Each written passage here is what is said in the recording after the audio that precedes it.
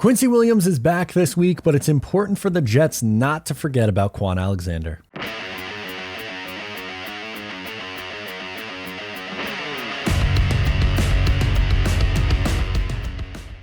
Hey, what's going on? Matt O'Leary back with another video, and today I'll be breaking down the New York Jets and Quincy WIlliams coming back. Before we get started, just wanted to mention you can follow on socials at Matt O'Leary NY. If you haven't already, also please make sure to check out the Just Jets podcast episodes every single Wednesday. You can call in, leave me your questions, and I'll get to them on the show. Last but not least, thank you to BUSR for sponsoring this video. BUSR.com/Matt to sign up. You get a 100% match deposit bonus up to $1,000 and 25 casino chips if you sign up with my link. That's where I've been doing all my gambling on the New York Jets this year, and the last 2 weeks, doing pretty well. First and foremost, I want to say that I'm happy that Quincy WIlliams is back, because when he went down with an injury, it looked like it could be season ending. He had to be carted off the field. It didn't look good, and you never want to see guys get hurt. And he ended up only missing a couple of weeks. So that is a major, major win for both Quincy and the New York Jets. And while I have made it pretty clear that I don't see Quincy as a starter, I still think he is an important depth option at a position where the Jets don't really have a ton of depth, and that's linebacker. And the reason why, with him coming back, I don't want the Jets to forget about Kwon Alexander is because early on in the year, the Jets were pretty much using mostly Quincy WIlliams and CJ Mosley as their two starters. It was rare that Kwon Alexander was getting on the field. But the last few weeks, Kwon's came in and played a lot more snaps, and I thought he's played really well. And I think the defense as a whole has played really well since he's come in here. And the issue for me, we'll go through both these players and why I think Kwon Alexander deserves to be out there on the field. Quincy WIlliams is way too inconsistent. That's been his biggest issue since coming over here. There's weeks where he just looks downright dominant, like the best player on the defense. And then the next week, he's getting absolutely torched and you don't see anything from him. I think the first 2 weeks of the year were kind of rough. And then in the game he was having against Cincinnati, he was flying all over the place. He had 7 tackles, 6 stops. He looked good. And the Jets could use that speed. But again, his issue is in coverage and his pursuit angles. Sometimes he over pursues and puts himself in a bad spot. He also misses an insane amount of tackles. He has missed 16.7% of his tackles so far this year. That's unacceptable. That you can't have a guy like that on the field constantly and be relying on him. And we talked about his coverage. He's been targeted 16 times on passes this year, and he's allowed 15 receptions, one of them for a touchdown.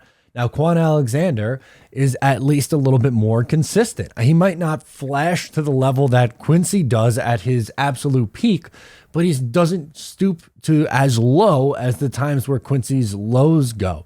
I feel much more confident in the veteran who's kind of, going to be steady Eddie than Quincy, who's going to be like horrific, bad 1 week and then way flashing like an absolute stud. I think the more that Quincy is out on the field, the more opportunity he is to be exposed. I mean, just look at Kwon Alexander. He missed only 6.9% of his tackles. That's a nearly 10% difference from these two guys. And Kwon Alexander's essentially played less games. He's really only started the last couple of weeks, but he's also been targeted 16 times. He's allowed 12 receptions, which is still a little high on the higher side. 75% isn't phenomenal, but he hasn't allowed a touchdown.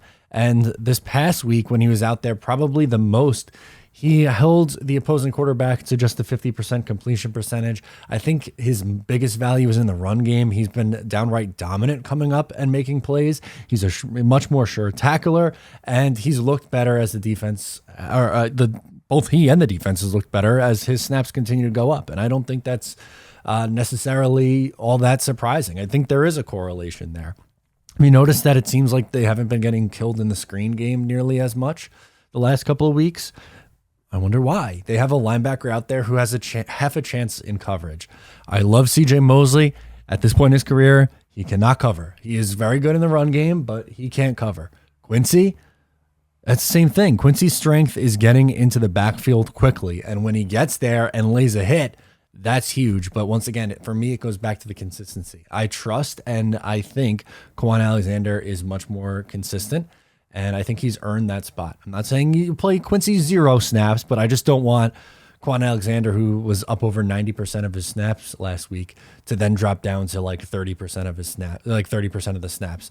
on Sunday. I think that would be a massive mistake. And against a team in the Green Bay Packers and Aaron Rodgers, I mean, they have two running backs who are really solid, and we know that Jones can catch out of the backfield. I think that it's important to have Kwon out on the field on defense. So that might be an unpopular take to some, but I don't really care. Let me know in the comments down below what you think. Should the Jets continue to ride with Kwon Alexander now that Quincy's back? Should Quincy come back in?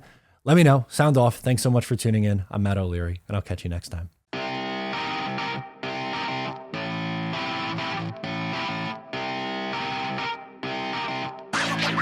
Wow.